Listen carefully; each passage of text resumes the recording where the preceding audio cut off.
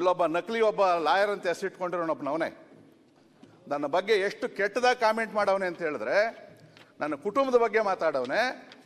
ಇವನು ಹೋಗ್ತಾ ಇರೋದು ಇವನು ಬ್ಲ್ಯಾಕ್ ಮನಿ ವೀರೇಂದ್ರ ಹೆಗ್ಡೆ ಅವ್ರ ಹತ್ರ ಇಟ್ಟವನೇ. ಇವನು ತಿರುಪ್ತಿಯಲ್ಲಿ ಇಟ್ಟ ಏಕವಚನದಲ್ಲಿ ಮುಖ್ಯಮಂತ್ರಿಗಳ ಬಗ್ಗೆ ಮಾತಾಡವನೆ. ಅದೇ ವ್ಯಕ್ತಿ ಗೃಹ ಮಂತ್ರಿಗಳ ಬಗ್ಗೆ ಮಾತಾಡವನೆ, DK ಶಿವಕುಮಾರ್ ಅವ್ರ ಬಗ್ಗೆ ಮಾತಾಡವನೆ, ಮಾಜಿ ಮುಖ್ಯಮಂತ್ರಿಗಳ ಬಗ್ಗೆ ಮಾತಾಡವನೆ, ಪೊಲೀಸ್ ಕಮಿಷನರ್ ಬಗ್ಗೆ ಮಾತಾಡವನೆ. ಇವತ್ತು ಕೇಸಲ್ಲಿ ಬೇಲಲ್ಲ ಅವನೇ, ಆಚೆ ಕಡೆಗೆ ಅವನಿಗೆ ಅಶೋಕ್ ಅವ್ರ ಬಗ್ಗೆ ಮಾತಾಡವನೆ.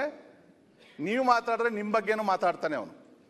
ಯಾರನ್ನ ಕೇಳಿದ್ರೆ ಅವ್ನು ಮೆಂಟ್ಲು ಅಂತಾನೆ. ಮೆಂಟ್ಲಲ್ಲ ಅವನು, ರೋಲ್ ಕಾಲ್ ಅವನು.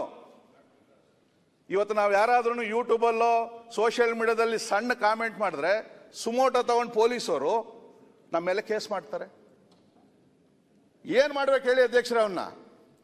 ಅವನು ಹೇಳ್ತಾನೆ ಧರ್ಮಸ್ಥಳದ ಪರವಾಗಿ ಯಾರು ಮಾತಾಡ್ತಾರೋ ಅವರ ಪರ್ಸನಲ್ ಏನಿದೆಯೋ ಅದನ್ನೆಲ್ಲ ತಗೊಂಡು ಮಾತಾಡ್ತೀನಿ ನಾನು ಅಂತಕ್ಕಂಥ ನೇರವಾಗಿ ಮಾತಾಡ್ತಾನೆ. ಇವತ್ತುವರೆಗೂ ಅವನು ಒಂದು ಕೇಸ್ ಮಾಡಿಲ್ಲ. ನಾವು CIT ಅವರು ಈ ತರ ನೀನು ಹೇಳ್ತಾ ಇದೆಯಲ್ಲಪ್ಪ ಅಂತ SIT ಅವರು ಅವನ ಮೇಲೆ ಕೇಸ್ ಮಾಡಿಲ್ಲ. ಗೃಹ ಸಚಿವರು 500 ಕೋಟಿ ರೂಪಾಯಿ, ಗೃಹ ಸಚಿವರೇ ನೀವು ಕೆಲವು ಕೇಸಲ್ಲಿ 500 ಕೋಟಿ ರೂಪಾಯಿ ತಗೊಂಡವನೆ ಅಂತ ಹೇಳವನೆ ಅವನು, ನಕಲಿ ಲಾಯರ್. ನಿಮ್ಗೆ ಗೊತ್ತಿರಲಿ. ಆದ್ರೂ ಕೂಡ ನೀವು ಅದು ಯಾಕೋ ಮೂರನೇ ಕಣ್ಣು ತೆಗಿತಾನೆ ಇಲ್ಲ. ನೀವು ನರೇಂದ್ರ ಸ್ವಾಮಿ ಅವರು ಇರೋ ಕಣ್ಣು ಮುಚ್ಕೊಂಡು ಕೂತ್ಕೊಂಡಿದ್ದೀರಾ ನೀವು. ನರೇಂದ್ರ ಸ್ವಾಮಿ ಅವರೇ ಕೂತ್ಕೊಳ್ಳಿ. ಡೇಂಜರ್ ಅಲ್ಲ, ಭಸ್ಮ ಆಗ್ಬೇಕಂತವ್ರು ಅಂತವ್ರು ಭಸ್ಮ ಆಗ್ಬೇಕು. ಇವತ್ತು SIT ತನಿಖೆಯಲ್ಲಿ ನಿಜವಾದ ತಪ್ಪಿದವ್ರನ್ನ ಭಸ್ಮ ಮಾಡ್ರಿ, ನಕಲಿ ಅವ್ರನ್ನು ಕೂಡ ಭಸ್ಮ ಮಾಡ್ಬೇಕು. ನೀವು ನಿಮ್ಮ ಹೆಸರು ಜಗತ್ ಜಾಹೀರ್ ಆಗ್ತದೆ ಅದರಲ್ಲಿ. ಇವತ್ತು ನಾವು SIT ತನಿಖೆಗೆ ಯಾಕೆ ಒಪ್ಕೊಂಡಿರೋದು ಅಂದ್ರೆ ಇದಕ್ಕೊಂದು ಅಂತ್ಯ ಆಡಬೇಕು. ನಾಳೆ ತಿರ್ಗಾ ಇವತ್ತು ಸರ್ಕಾರಕ್ಕೂ ಕೂಡ ಇಲ್ಲ, ಇರೋ ಕಣ್ಣು ಮುಚ್ಕೊಂಡು ಕನ್ನಡ ಹಾಕೊಂಡು ಕುಂತವ್ರೆ. ಅದೇ ಸಮಸ್ಯೆ ಆಗಿರೋದು ನಮಗೆ. SIT ತನಿಖೆದು ಇದು ಅಂತ್ಯ ಆಡಬೇಕು. ನಾಳೆ SIT ಅವನ ಮಾಡಿರೋ ಆಪಾದನೆ ಸುಳ್ಳು ಅಂತ ಹೇಳಿದ್ರೆ ಇದೇ ಯೂಟ್ಯೂಬರ್ಸು ಮುಖ್ಯಮಂತ್ರಿ ಮೇಲೆ ಕಾಮೆಂಟ್ ಮಾಡ್ತಾರೆ. ಬರ್ಕೊಡ್ರಿ ಇವತ್ತೇ. ಗೃಹ ಸಚಿವರ ಮೇಲೆ ಕಾಮೆಂಟ್ ಮಾಡ್ತಾರೆ. ಅವರು ಆ ಧರ್ಮಾಧಿಕಾರಿ ಜೊತೆಯಲ್ಲಿ ಮಿಂಗಲ್ ಆಗ್ಬಿಟ್ರು, ಇವ್ರು ಬ್ಲ್ಯಾಕ್ ಮನೆಯಲ್ಲಿ ಇಟ್ಟವ್ರೆ. ಮಾಡಲಿಲ್ಲ ಅಂತಂದ್ರೆ ಕೇಳ್ರಿ, ಅವ್ರು ಏನು ಹೇಳಿದ್ರು ಕೂಡ ಇದನ್ನ ಅಂತ್ಯ ಆಡಬೇಕಾಗ್ತದೆ. ಕೊಲೆ ಅಂತೂ ಆಗಿದೆ, ಯಾರೋ ಒಬ್ಬ ಮಾಡವನೆ. ಈ ಥರದ್ದು ಇಡೀ ರಾಜ್ಯದಲ್ಲಿ ಎಷ್ಟು ಕೊಲೆಗಳು ಅತ್ಯಾಚಾರ ಆಗಿಲ್ಲ, ಎಷ್ಟು ಹೆಣ್ಮಕ್ಳ ಬಗ್ಗೆ ಈ ಗ್ಯಾಂಗ್ ಮಾತಾಡ್ತಾವ್ರೆ. ಸೇಮ್ ಸೌಜನ್ಯ ಹೇಳ್ತಾರೆ, ಬೇರೆ ಹೆಣ್ಮಕ್ಳ ಬಗ್ಗೆ ನೀವು ಮಾತಾಡ್ಬೇಕಲ್ಲ. ಇದು ಇರ್ತಕ್ಕಂಥದ್ದು. ಅದ್ರ ಹುನ್ನಾರ ಏನು ಅಂತ ಹೇಳ್ತಾವೆ, ಅರ್ಥ ಮಾಡ್ಕೊಬೇಕು. ಮತ್ತೆ ಇವತ್ತು ಏನು ನಮ್ಮ ಬಗ್ಗೆ ಆಗಲಿ, ಆ ಕಡೆ ಇರೋರ ಬಗ್ಗೆ ಈ ಕಡೆ ಇರೋರ ಬಗ್ಗೆ ಒಬ್ಬ ನಕಲಿ ಲಾಯರ್, ಅವನು ಲಾಯರ್ ಅಲ್ಲ, ಅವನು ಲಾಯರ್ ಅಂತ ಹೆಸರು ಇಡಬಾರ್ದು. ಅವನ ಮೇಲೆ ಆದರೂ ಕೇಸ್ ಆಗಬೇಕು. ಕೇಸ್ ಕೊಡ್ರಿ ಅಂತ ಹೇಳ್ತಾರೆ. ಕೇಸ್ ಕೊಟ್ಟರೆ ನಾನು ಕೋರ್ಟಿಗೆ ತಿರುಗಬೇಕು, ಹೋಗಿ ಡೆಫರ್ಮೇಷನ್ ಹಾಕ್ಕೊಂಡು ಕೆಲವೆಲ್ಲ ಹಾಕಿ ತಿರುಗಿದ್ದೀನಿ ನಾನು. ಲಾಸ್ಟ್ ಟೈಮ್ ಕೆಲವು ಪತ್ರಿಕೆಯವರು ನನ್ನ ಬಗ್ಗೆ ಮಾತಾಡಿದ್ರು ಅಂತೇಳಿ ಪ್ರಿವಿಲೇಜ್ ಮೂವ್ ಮಾಡಿದ್ವಿ. 1 ವರ್ಷ ಜೈಲು ಶಿಕ್ಷೆ ಆಯಿತು. ಸಿದ್ದರಾಮಯ್ಯರೇ ಮುಖ್ಯಮಂತ್ರಿ ಆಗಿದ್ರು. ಬೆಳಗಾವಿಯಲ್ಲಿ ಕೋರ್ಟ್ ಹೇಳ್ತು ನಾವೇನು ಮಾಡೋಕ್ಕಾಗಲ್ಲ, ಸಭೆ ತೀರ್ಮಾನ ತಗೊಂಡಿರೋದು ಅಲ್ಲೇ ವಾಪಸ್ ತಗೊಬೇಕು ಅಂದರು. ಕೊನೆಗೆ ಬೆಳಗಾವಿಯಲ್ಲಿ ಹೋದಾಗ ಇಡೀ ಸದನ ಹೇಳ್ತು ಇಲ್ಲ ಜೈಲು ಆಗಬೇಕು ಅಂತ ಹೇಳ್ತು. ಜೈಲು ಶಿಕ್ಷೆ ಅಧ್ಯಕ್ಷರೇ. ಇವತ್ತು ನಮ್ಮ ಶಾಸಕರು ಧರ್ಮಸ್ಥಳದ ಬಗ್ಗೆ ಮಾತಾಡಂಗಿಲ್ಲ, ಬೇರೆ ಏನಾದ್ರ ಬಗ್ಗೆ ಮಾತಾಡೋದಿಲ್ಲ. ಅವ್ರಿಗೆ ಏನು ಕ್ರಮ ತಗೊಂತೀರಿ? ನೀವು ರಕ್ಷಣೆಗೆ ಬರಲಿಲ್ಲ ಅಂತಂದ್ರೆ ನಾಳೆ ಈಗ ನನ್ನ ಬಗ್ಗೆ ಮಾತಾಡೋರೆ, ಗೃಹ ಮಂತ್ರಿಗಳ ಬಗ್ಗೆ ಮಾತಾಡೋರೆ. ಆ DK ಶಿವಕುಮಾರ್ ಅವ್ರು ಯಾಕೆ ಬಿಟ್ಟವ್ರು ಅವ್ನು ಗೊತ್ತಿಲ್ಲ. ಬೇರೆಯವ್ರನ್ನೆಲ್ಲ ಹೊಡೆಯೋಕೆ ಬರ್ತಾರೆ. ಅವ್ರ ಬಗ್ಗೆನೂ ಮಾತಾಡೋನೆ ಅವನು. ಅದು ಯಾಕೆ ಸೈಲೆಂಟ್ ಆಗಿ ಅವ್ರಿಗೆ ಗೊತ್ತಿಲ್ಲ. ನಮ್ದೇನು ಏನು ಬೈಲ್ ತೆಗಿತಾನೆ ತೆಗೀಲಿ. ಇವತ್ತು ನಾಳೆ ಯಾರಾದ್ರೂ ಹೊಡೆದ್ರೆ ಅವನಿಗೆ ಸಬ್ಜೆಕ್ಟ್ ನನ್ನ ಮೇಲೆ ಹಾಕ್ತೀರಿ ನೀವು. ಸಬ್ಜೆಕ್ಟ್ಗೆ ಬನ್ನಿ. ಅಲ್ಲ ಅಧ್ಯಕ್ಷ, ಹೇಳ್ತೀನಿ ಕೇಳ್ರಿ. ಆ ವ್ಯಕ್ತಿನೇ, ಅವನು ಕೂಡ ಯೂಟ್ಯೂಬರ್ ಅಲ್ಲಿ ಇರೋಂತಾನೆ. ಇಲ್ಲೇ ಕೊಡಗೇಳಿಲ್ಲ ಅವನೇ. 90 ದಿನ ಜೈಲಲ್ಲಿದ್ದ ಆಚೆಗೆ ಬಂದವನೇ. ಹುಚ್ಚನಾಯಿ ಹೊಡೆದಂಗೆ ಹೊಡೆದವ್ರೆ, ಲಾಯರ್ಗಳು ಹೊಡೆದವ್ರೆ, ಜನ ನೋಡಿತಾರೆ. ನೀವು ಗೃಹ ಸಚಿವರು ದಯವಿಟ್ಟು ಕ್ರಮ ತಗೊಬೇಕು. ಅವ್ನು ಬೇಲ್ ಕ್ಯಾನ್ಸಲ್ ಮಾಡೋದಕ್ಕೆ ದಯವಿಟ್ಟು ಮೂವ್ ಮಾಡಿ ಸರ್. ಕಮಿಷನರ್ ಬೈತಾನೆ ಸರ್, ಬರ್ತ್ಡೇ ಮೊನ್ನೆ ಆಚೆ ಕಡೆ ಒಂದು ಕೇಕ್ ಕಟ್ ಮಾಡಿದ್ರೆ ಅದನ್ನು ಕಾಮೆಂಟ್ ಮಾಡ್ತಾನೆ. ನಾವು ಏನು ಮಾಡ್ಬೇಕು ನೀವು ಹೇಳಬೇಕು. ನೀವು ಇಲ್ಲಿ ಆದೇಶ ಕೊಟ್ಟರೆ ಬಾಯಿ ಮುಚ್ಚೋದು ಗೊತ್ತು ನನಗೆ. ಇಲ್ಲ ನಮ್ಮ ಹುಡುಗರು ಯಾರೋ ಮುಚ್ಚಿಸ್ತಾರೆ. ಇಲ್ಲ ಸಿದ್ದರಾಮಯ್ಯ ಶಿಷ್ಯರು ಮುಖ್ಯಮಂತ್ರಿಗೆ ಮಾತಾಡಿದ್ರೆ ಬಿಡ್ತಾರೆ ಅವ್ರ ಶಿಷ್ಯರು, ಅವ್ರು ಹೊಡಿಬೋದು. ಅಲ್ಲಿ ಹೊಡೆದ ಕೇಸ್ ನನ್ನ ಮೇಲೆ ಬರ್ತದಲ್ಲ, ಸದನದಲ್ಲಿ ನೀನೇ ಮಾತಾಡಿರೋದು ಏನೋ ಮಾಡ್ತೀನಿ ಅಂತೇಳಿ FIR ನಂದು A1 ಬರಬಾರ್ದು. ಇಲ್ಲ ನೀವು ಕ್ರಮ ತಗೊಳ್ರಿ. ಇದನ್ನು ಮಾಡಲೇಬೇಕು ಅಧ್ಯಕ್ಷರೇ. ಯಾರೇ ಆಗಲಿ ಸುಳ್ಳು ಸುಳ್ಳು, ಅದು ಚರ್ಚ್ ಬಗ್ಗೆ ಇರಲಿ, ಮಸೀದಿ ಬಗ್ಗೆ ಇರಲಿ, ದೇವಸ್ಥಾನ ಬಗ್ಗೆ ಆಗಲಿ, ಅನಾವಶ್ಯವಾಗಿ ಈ ಥರ ಕಾಮೆಂಟ್ ಮಾಡಿದ್ರೆ ದಯವಿಟ್ಟು ಸರ್ಕಾರ ಆ ಕಡೆ ಈ ಕಡೆ ಅಂತಲ್ಲ, ಯಾಕಂದ್ರೆ ಧರ್ಮಸ್ಥಳದ ವಿಚಾರದಲ್ಲಿ ನಾವೇನಾದ್ರೂ ಅಪಚಾರ ಮಾಡಿದ್ರೆ ನಿಮಗೂ ಸಮಸ್ಯೆ ಆಗ್ತದೆ, ಈ ಕಡೆಗೂ ಸಮಸ್ಯೆ ಆಗ್ತದೆ. ಇದು ಯಾರು ನಾವೇನು ರಾಜಕೀಯ ಮಾಡಬೇಕು ಅಂತಿಲ್ಲ. ಇದರಲ್ಲಿ ಇದನ್ನು ಬಹಳ ಸೀರಿಯಸ್ ಆಗಿ ತಗೊಬೇಕು.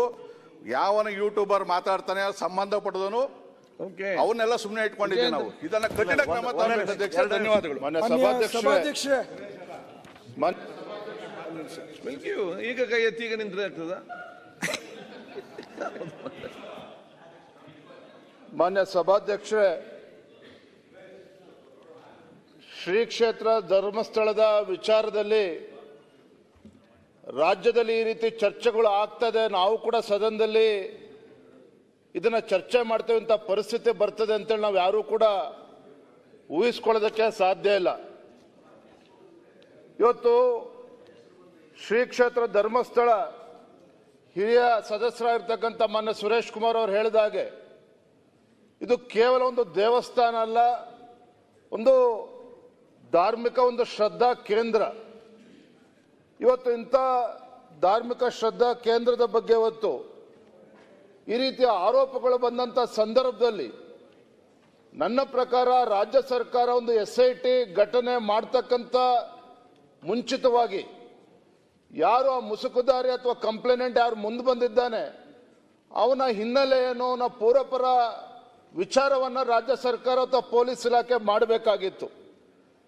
ಇವತ್ತು ಎಲ್ರಿಗೂ ಕೂಡ ರಾಜ್ಯದ ಜನ ಪ್ರಶ್ನೆ ಮಾಡ್ತಾ ಇದ್ದಾರೆ.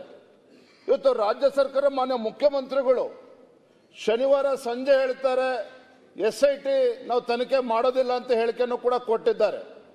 ಆದರೆ ಭಾನುವಾರ ಬೆಳಗ್ಗೆ SIT ತನಿಖೆ ಮಾಡ್ತೇವೆ ಅಂತೇಳಿ ಸ್ವತಃ ಮುಖ್ಯಮಂತ್ರಿಗಳು ಕೂಡ ಹೇಳಿಕೆಯನ್ನು ಕೊಟ್ಟಿದ್ದಾರೆ. ಹಾಗಾಗಿ ಇವತ್ತು ನಾವು ಸದನದಲ್ಲಿ ಕೇಳ್ತಕ್ಕಂಥ ಪ್ರಶ್ನೆ, ಇವತ್ತು ರಾಜ್ಯ ಸರ್ಕಾರ SIT ತನಿಖೆ ಮಾಡಬೇಕು ಅಂತೇಳಿ SIT ಇವತ್ತು ಸ್ಥಾಪನೆ ಮಾಡಿದ್ರು ಅಂತ ಹೇಳಿದ್ರೆ ಯಾವ ಶಕ್ತಿಗಳು ಇವತ್ತು ಮುಖ್ಯಮಂತ್ರಿಗಳ ಮೇಲೆ ಒತ್ತಡ ಹಾಕಿದ್ರು, ಯಾವ ಸಂಘಟನೆಗಳು ರಾಜ್ಯ ಸರ್ಕಾರದ ಮೇಲೆ SIT ಮಾಡಬೇಕು ಅಂತೇಳಿ ಒತ್ತಡ ಹಾಕಿದ್ರು ಅಂತಕ್ಕಂಥದ್ದು ಕೂಡ ಈ ಸದನಕ್ಕೂ ಕೂಡ ಹೇಳಬೇಕಾಗ್ತದೆ, ರಾಜ್ಯದ ಜನರಿಗೂ ಕೂಡ, ರಾಜ್ಯದ ಜನರ ಗಮನಕ್ಕೂ ಕೂಡ ತರಬೇಕಾಗ್ತದೆ. ಸಾಕಷ್ಟು ಅಪಪ್ರಚಾರಗಳಾಗಿದ್ದಾವೆ ಇವತ್ತು ಈ ವಿಚಾರದಲ್ಲಿ. ಕೇವಲ ರಾಜ್ಯದಲ್ಲಷ್ಟೇ ಅಲ್ಲ, ರಾಷ್ಟ್ರದಲ್ಲಷ್ಟೇ ಅಲ್ಲ, ಅಂತಾರಾಷ್ಟ್ರೀಯ ಮಟ್ಟದಲ್ಲೂ ಕೂಡ ಈ ವಿಚಾರವಾಗಿ ಇವತ್ತು ಸಾಕಷ್ಟು ಅಪಪ್ರಚಾರ ಆಗಿದೆ. ಇವತ್ತು ರಾಯಚೂರು ಇರ್ಬೋದು, ಗುಲ್ಬರ್ಗ ಇರ್ಬೋದು, ಬೀದರ್ ಇರ್ಬೋದು, ಕೊಪ್ಪಳ, ಬಳ್ಳಾರಿ ಎಲ್ಲ ಜಿಲ್ಲೆಗಳಲ್ಲೂ ಕೂಡ ಕೋಟ್ಯಾಂತರ ಹೊತ್ತು ಭಕ್ತರು ಹೊತ್ತು ಬೀದಿಗಿಳಿದು ಹೊತ್ತು ಈ ಪ್ರತಿಭಟನೆ ಮಾಡ್ತಕ್ಕಂಥ ಸಂದರ್ಭ ಸೃಷ್ಟಿಯಾಗಿದೆ ಅಂತ ಹೇಳಿದ್ರೆ ರಾಜ್ಯ ಸರ್ಕಾರ ಎಲ್ಲೋ ಒಂದ್ ಕಡೆ ಈ ವಿಚಾರದಲ್ಲಿ ಕೋಟ್ಯಾಂತರ ಭಕ್ತರು ಏನು ಒಂದು ಈ ಧಾರ್ಮಿಕ ಕೇಂದ್ರದ ಬಗ್ಗೆ ಒಂದು ಶ್ರದ್ಧೆನ ಇಟ್ಕೊಂಡಿದ್ರು, ಇಂಥ ವಿಚಾರದಲ್ಲಿ ಯಾವ ತನಿಖೆ ಆಗಬೇಕು, ತನಿಖೆ ಬಗ್ಗೆ ನಾವು ವಿರೋಧ ಮಾಡಿರಲಿಲ್ಲ. ನಮ್ಮೆಲ್ಲ ಸದಸ್ಯರು ಹೇಳಿದಾಗೆ ರಾಜ್ಯ ಸರ್ಕಾರ SIT ತನಿಖೆ ಮಾಡಬೇಕು ಅಂತ ಹೇಳಿದಾಗ ಸರಿಯಾದ ರೀತಿಯಲ್ಲಿ ತನಿಖೆ ಆಗಬೇಕು, ಪಾರದರ್ಶಕವಾಗಿ ತನಿಖೆ ಆಗಬೇಕು, ಇದು ಸತ್ಯಾಂಶ ಹೊರ ಬರಬೇಕು ಅಂತ ಅಪೇಕ್ಷೆ ನಾವು ಕೂಡ ಇದ್ವಿ. ಆದರೆ ಯಾವ ರೀತಿ ಇವತ್ತು ಅಲ್ಲಿ ದಿನನಿತ್ಯ ಒಂದೊಂದೇ ಗುಂಡಿಗಳನ್ನು ತೆಗಿತಕ್ಕಂಥದ್ದು, ಒಂದೊಂದು ದಿನ 1 ಆಯ್ತು, 2 ಆಯ್ತು, 14 ಆಯ್ತು, 15 ಆಯ್ತು, ಅಂದರೆ ಈ ರೀತಿ ಹುಚ್ಚಾಟ ಏನು ನಡೀತಾ ಇದೆ. ರಾಜ್ಯದ ಜನ ಇವತ್ತು ಆಕ್ರೋಶ ಭರಿತರಾಗಿದ್ದಾರೆ. ಇಂತಹ ವಿಚಾರದಲ್ಲಿ ಇವತ್ತು ಹಿಂದೂಗಳ ಭಾವನೆಗೆ ಧಕ್ಕೆ ಬರ್ತಕ್ಕಂಥ ಸಂದರ್ಭ ಈಗಾಗಲೇ ಸೃಷ್ಟಿಯಾಗಿದೆ.